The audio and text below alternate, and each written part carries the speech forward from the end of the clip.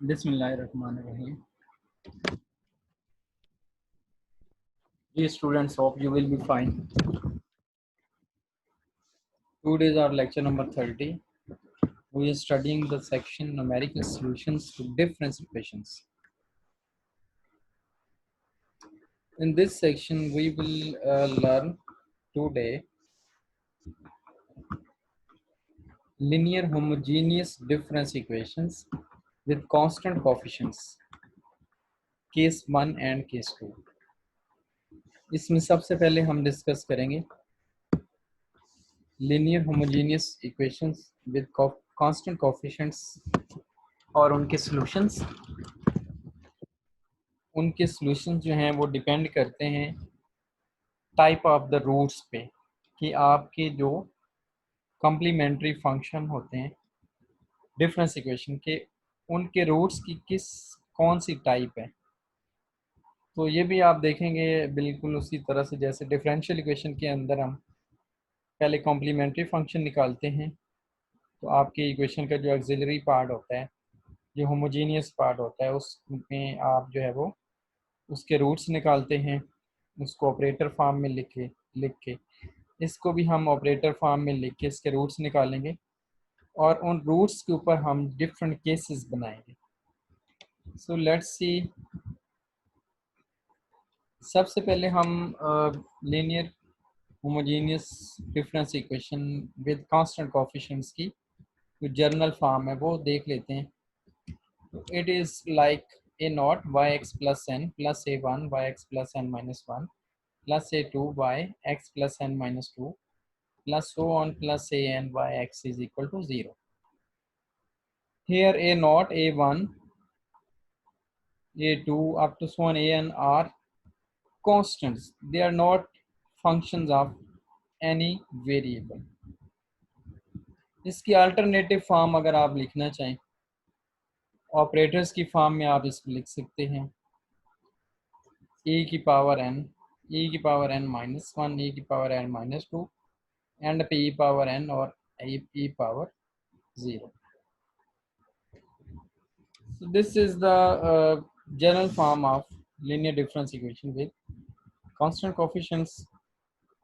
Here a naught, a1, a2 up to so on an minus 1, an minus 2, sorry, an are constants. जैसे last lecture में हमने किया था कि equation number 1 को आप कंपोजिट फॉर्म बना सकते हैं, ब्रैकेट वाले तमाम टर्म्स को फंक्शन ऑफ ई कर दें, phi of e into function y x, this is equal to 0, where phi of e आप किसको कह रहे हैं, this is equal to a naught e power n plus a one e power n minus 1 plus a two e power n minus 2 plus up to so on plus a n minus 1 e plus a N.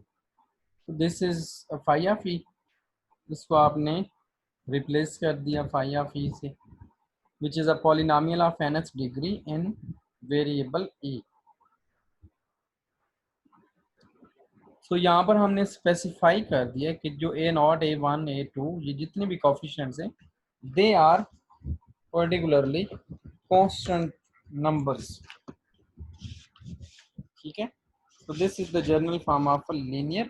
ये linear है क्योंकि ये constants हैं, कहीं पे भी y की दो टर्म्स मल्टीप्लाई नहीं हो रही, डिग्री भी 1 है. So this is a linear difference equation with constant coefficients.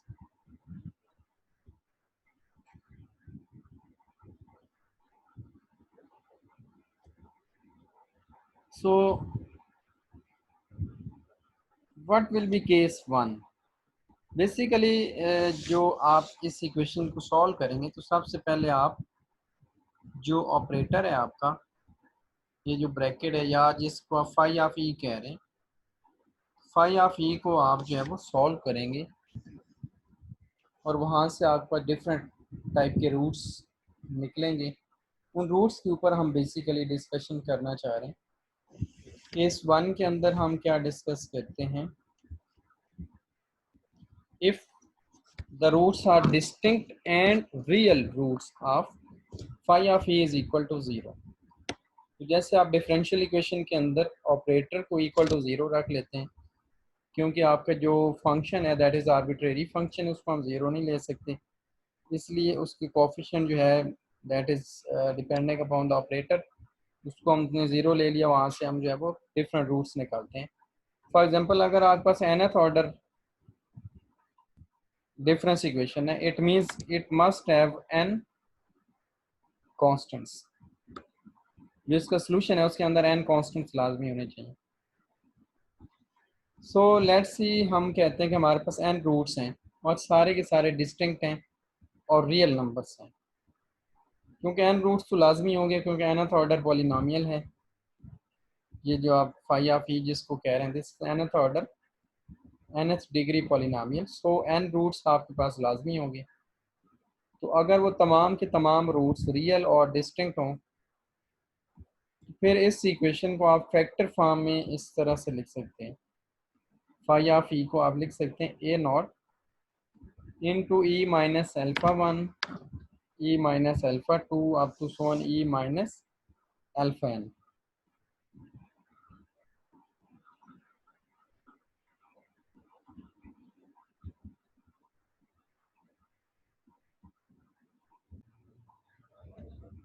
यहाँ पर ए नॉट जो है वो एज अ कांस्टेंट आ रहा है। आप बेशक ए नॉट यहाँ पर अगर नहीं भी लिखते तो it doesn't matter. Simple is that कि हम ये बताना चाह रहे हैं कि अगर आपके पास n रूट्स हैं और सारे के सारे डिस्टिंक्ट हैं, तो इसका मतलब ये जो आपका पॉलिनोमियल है इसके अंदर जो है वो n फैक्टर्स होंगे, e minus alpha one, E minus alpha two, E minus alpha three and in the end E minus alpha N. Obviously इस इक्वेशन को आप सॉल्व करेंगे तो आपके पास n रूट्स निकलेंगे, alpha one, alpha two, alpha N, और वो तमाम के तमाम जो है वो डिस्टिंक्ट होंगे। Hence equation 1 can be written as phi of e into yx is equal to 0। तो इक्वेशन नंबर 1 को आप इस तरह से लिख सकते हैं, e minus alpha one, E minus alpha two, E minus alpha N into Y X is equal to 0। ये ए नॉट आप ख़त्म कर सकते हैं, ये जो है वो टाइपिंग मिस्टेक है, ए नॉट यहाँ पर नहीं आएगा। दिस इज इक्वेशन नंबर 2, इसको हमने फैक्टर फॉर्म में लिख लिया। ये भी जर्नल फॉर्म है, हमें नहीं पता अल्फ़ा वन क्या है, अल्फ़ा टू क्या है, they are just unknown roots। If ux is the solution of e minus alpha 1, yx is equal to 0। For example आपकी इस इक्वेशन का सॉल्यूशन है ux, then it will satisfy the other part. अगर आप इस चीज़ का इक्वेशन सॉल्यूशन कह दें कि it is equal to 0, it means कि जो आपका सॉल्यूशन है वो इसको सेटिस्फाई कर रहा है। तो ऑब्वियसली ये तमाम टर्म्स जहाँ पर मल्टीप्लाई हो रही हैं तो इन तमाम टर्म्स को वो सेटिस्फाई करेगा, क्योंकि ये एक टर्म ज़ीरो है, बाकी तमाम टर्म्स जो हैं उसके साथ मल्टीप्लाई हो रही हैं। तो ऑब्वियसली जब एक टर्म ज़ीरो होगी तो तमाम की तमाम ज़ीरो हो जाएंगी। इट मीन्स के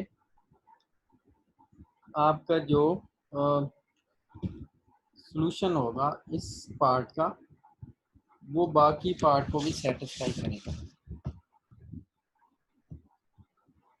यानी अगर आपके इस फर्स्ट पार्ट का जो सॉल्यूशन है E minus alpha one Y X वो यू एक्स है, तो बाकी जो आपका part E minus alpha two, E minus alpha three up to so on Y X equal to 0, तो उसको भी वो जो आपका पार्ट है ऑब्वियसली वो सेटिस्फाई करेगा। इसका मतलब क्या हुआ कि आपका जो सॉल्यूशन है वो तमाम इक्वेशन को जो है वो सेटिस्फाई करेगा।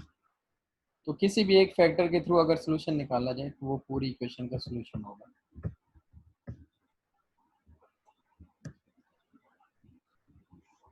सो इस तरह से जैसे हमने कहा कि इस फर्स्ट पार्ट का solution for example you X है, इसी तरह सेकंड पार्ट का सॉल्यूशन जो है वो भी पूरी इक्वेशन का सॉल्यूशन होगा।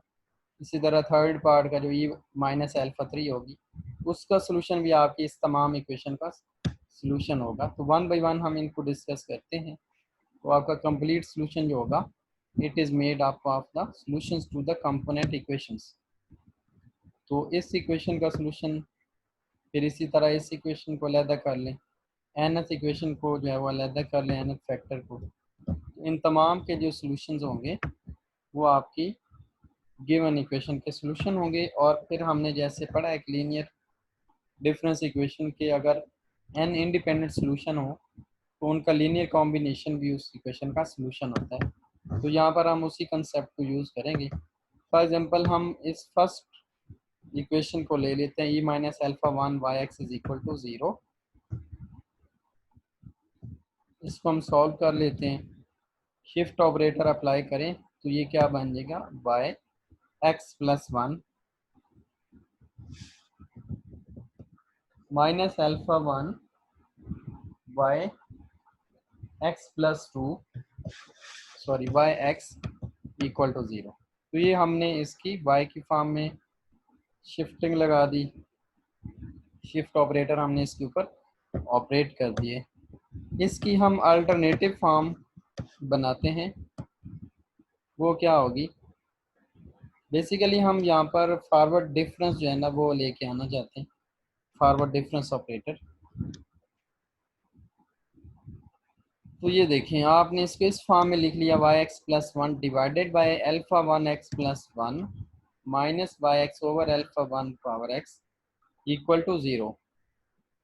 अगर आप अल्फा 1 पावर एक्स प्लस 1 को थ्रू आउट मल्टीप्लाई कर दें तो you will get the same equation. तो आपने इस इक्वेशन को अल्टरनेटिव फॉर्म के अंदर लिख लिया है। क्यों लिखा है उसकी रीज़न मैंने आपको बताई है कि हम फॉरवर्ड डिफरेंस यहाँ पर जो है वो अपीयर करवाना चाहते हैं। अब अगर आप देखें तो this is forward difference of Y X over alpha 1 power X. ठीक है, आप फॉरवर्ड डिफरेंस की डेफिनेशन लगाएं, यही चीज़ बनेगी।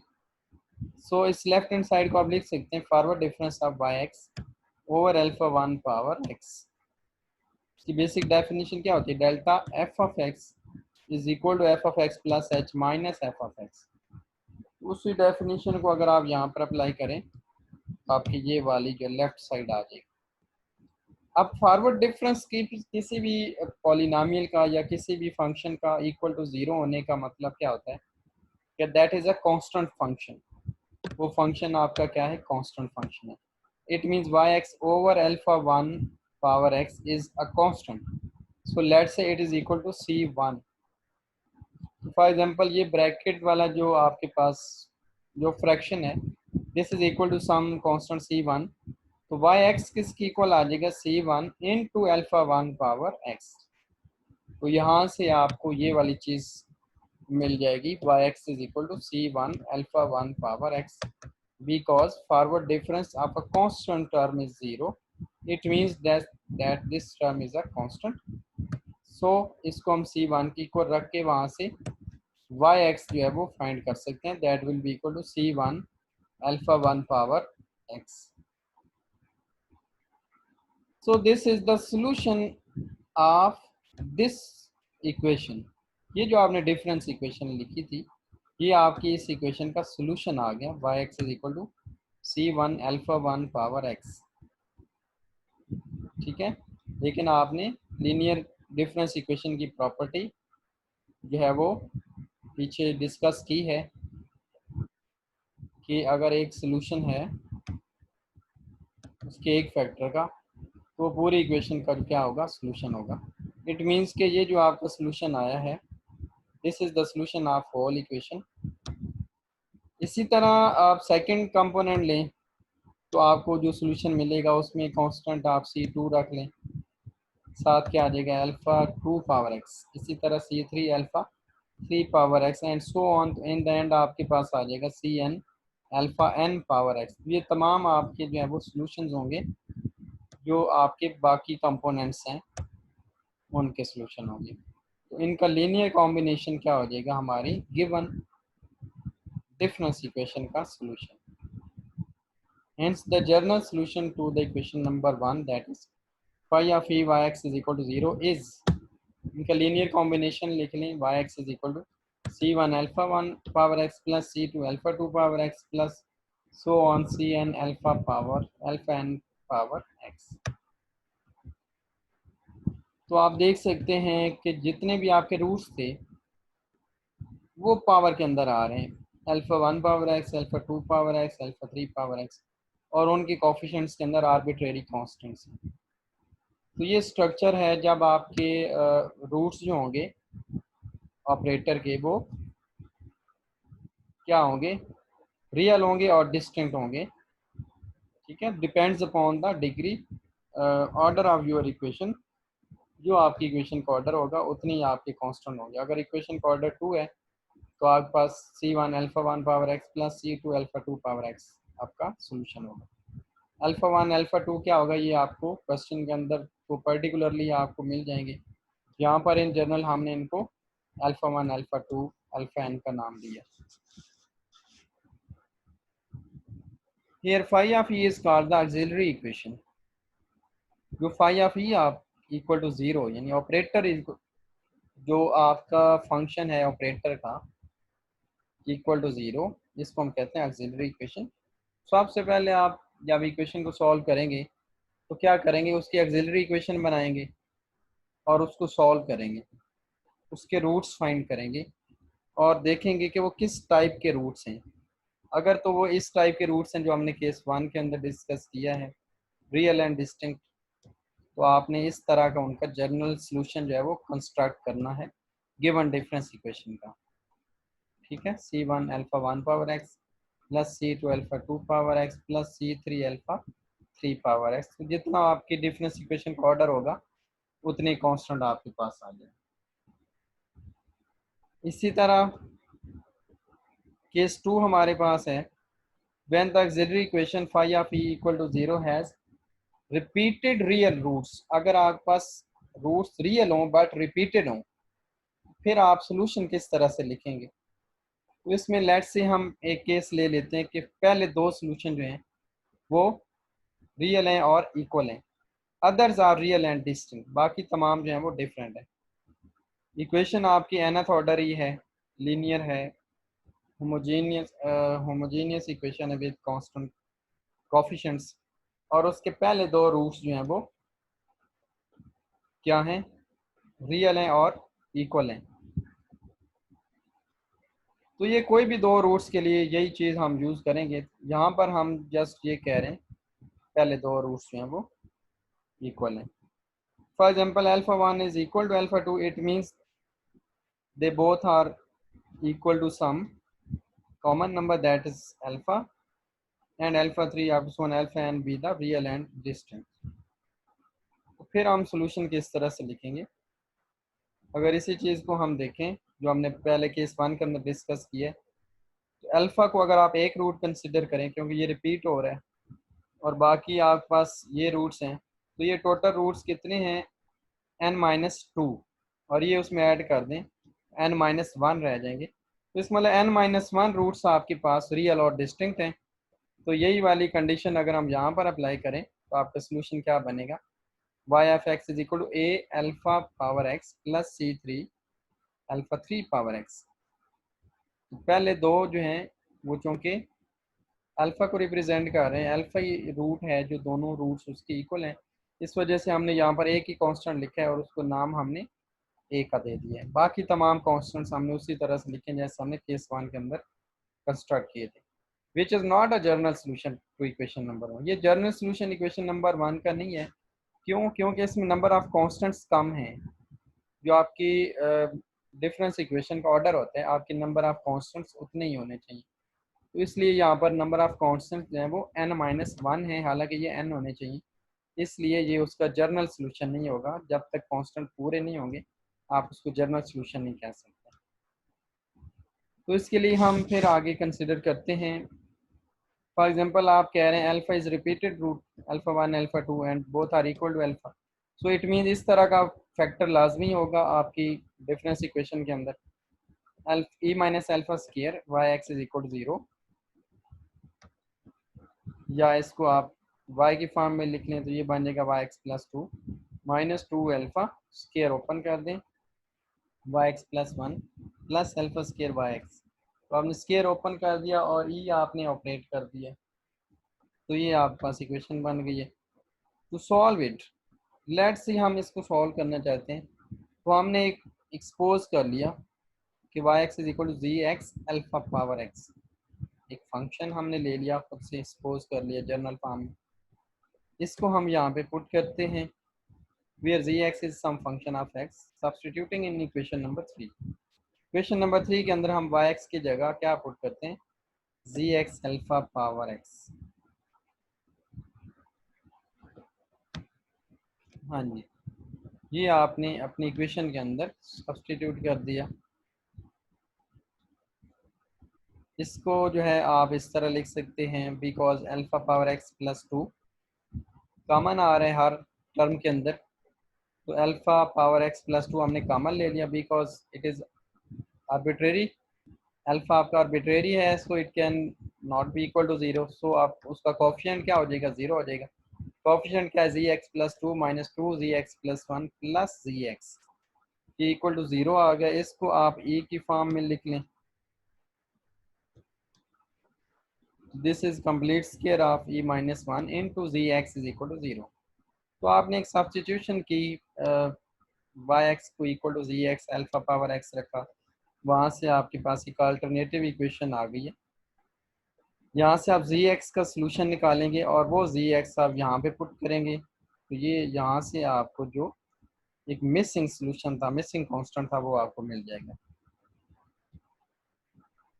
तो इसको हम लिख सकते हैं delta square g x, because E minus 1 is equal to delta, so E minus 1 square is delta square g x is equal to zero. Now जब आप कहते हैं कि किसी भी फंक्शन का जो second order first forward difference है वो ज़ीरो है, it means that function is a polynomial of degree 1। अगर कोई फंक्शन पॉलिनोमियल ऑफ डिग्री 1 का होगा तो उसका सेकंड ऑर्डर डिफरेंस ऑपरेटर क्या हो जाएगा, ज़ीरो हो जाएगा। इट मीन्स कि जी एक्स जो है, this is a second first degree polynomial, तो इसको हम फर्स्ट डिग्री पॉलिनोमियल की जर्नल फॉर्म में लिख सकते हैं। तो आपके पास जी एक्स क्या आ जाएगा, C one plus C two X, this is the first degree polynomial general form. तो ये जी एक्स आप यहाँ पे पुट कर दें इक्वेशन नंबर 4 के अंदर, you will get y x. ठीक है, ये आपने इक्वेशन नंबर 4 के अंदर पुट कर दिया, वाई एक्स आपके पास आ गया। Hence the journal solution of equation number 1। तो अब आपकी इक्वेशन नंबर 1 का जो जर्नल सोल्यूशन होगा वो इस तरह से लिखा जा सकता है। आप वाई एक्स की जगह वैल्यू पुट कर दें, C one plus C two X alpha power X plus C three alpha three power X आप plus so one C N alpha N power X. तो यहाँ पर जो आपने सोल्यूशन बनाया था, आपने कहा था कि जो जर्नल फॉर्म है, journal, this is not a general solution because यहाँ पर कांस्टेंट क्या था, एक मिसिंग था, तो यहाँ हमने आर्बिट्रेरी यहाँ पर ए लिख दिया था। तो अब यहाँ पर आप जो है अपने जर्नल सोल्यूशन को कम्प्लीटली इस तरह से लिख सकते हैं। एक सोल्यूशन आपका ये आ गया, C one plus C two X alpha power X, बाकी इसके साथ ए था, ए इज आल्सो कांस्टेंट, तो अगर आप सी वन के साथ मल्टीप्लाई कर दें you will again get another constant, तो इसलिए हमने यहाँ पर ए को जो है वो स्किप कर दिया है, तो ए को हमने सी वन सी टू के अंदर मर्ज कर दिया। तो अब आपके कांस्टेंट पूरे हो गए, एन कांस्टेंट आपके पास आ गए, so this is the journal solution of your given linear homogeneous difference equation with constant coefficient. तो ये सेकंड केस था जिसके अंदर आपके रूट्स जो है वो रिपीट होते हैं। तो ये अगर दो रूट्स रिपीट होते हैं तो आप यहाँ पर पॉलिनोमियल बनाते हैं डिग्री 1 का, साथ वो वाला रूट लिखते हैं और उसकी पावर एक्स। बाकी जो रूट्स डिस्टिंक्ट होते हैं, रियल होते हैं, वो उसी तरह से आते हैं जिस तरह केस 1 के अंदर आता है। अगर आपके पास तीन रूट्स जो हैं वो रिपीट हो रहे हैं, let's say alpha 1 alpha 2 alpha 3, तो यहाँ पर जो पॉलिनोमियल बनेगा वो डिग्री 2 का बनेगा, उसके अंदर C one C two X plus C three X square आ जाएगा और यहाँ पर फिर सी फोर आ जाएगा, C one plus C two X plus C three X square alpha power X plus C four alpha four power X and so on. इसी तरह हम इसको कंटिन्यू कर सकते हैं। अगर आपके तमाम रूट्स रिपीटेड हों अल्फ़ा 1 से लेकर अल्फ़ा n तक, तो फिर आपका पॉलिनोमियल डिग्री किसका बनेगा? n-1 का। ठीक है, क्योंकि जब आपके टू रूट्स रिपीट हो रहे थे तो आपका फर्स्ट डिग्री पॉलिनोमियल आया था और मल्टीप्लाई हुआ था अल्फा पावर एक्स के साथ। अब आपके n रूट्स रिपीट हो रहे हैं तो आपका पॉलिनोमियल की डिग्री क्या होगी? n-1। तो ये सेकंड केस था। In next lecture we will discuss two cases for imaginary roots. तो पहले दो केसेस थे जिनमें हमने रियल रूट्स को डिस्कस किया। केस 1 के अंदर real roots and distinct roots को हमने जो है वो डिस्कस किया। केस 2 के अंदर रियल एंड रिपीटेड रूट्स को हमने डिस्कस कर लिया है। तो ऑलमोस्ट इसी तरह का स्ट्रक्चर आप देख सकते हैं आपके डिफरेंशियल इक्वेशंस के सॉल्यूशन का भी होता है। तो इसलिए हम कह सकते हैं कि इनका ऑलमोस्ट जो है वो बिहेवियर वो डिफरेंशियल इक्वेशन की तरह का ही है। Hope you will understand. और अगर आपको कुछ डिस्कशन करनी हो तो आप जो है वो पूछ सकते हैं। अल्लाह हाफिज़।